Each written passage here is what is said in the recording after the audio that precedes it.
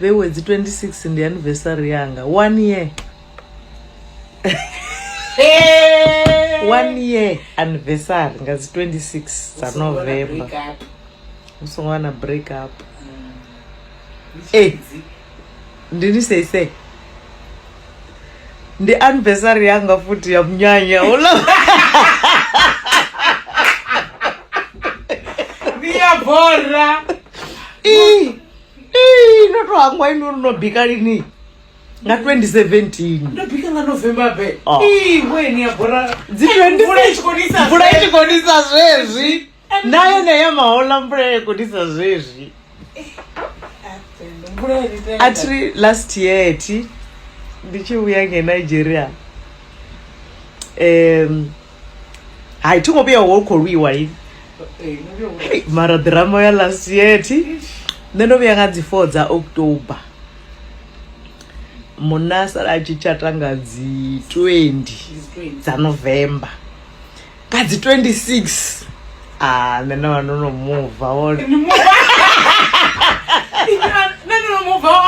ne tiena kuti zvidivi nambera ndikoona zvitori zvone ngadzi 16 achata atochatra Vheiwe nene adazori waidisongowa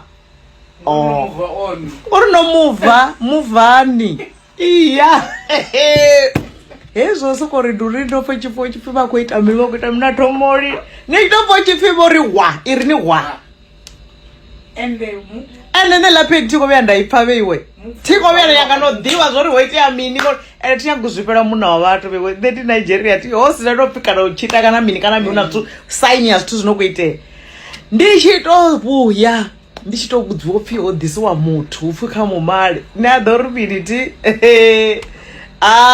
ndari yese chifika chorira achichehwa mutovhara mabhuri vhara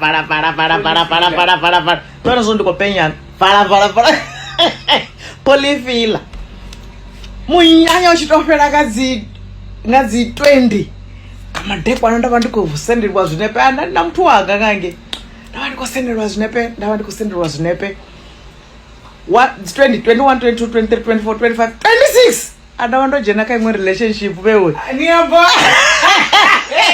ndi hei inokopedza mwazvi inonga Friday neadhipo ndikodotonifunza mini pfunzo kei kawo muraidza richanolirera zvithu zvotowaho kana zvoperaho move on move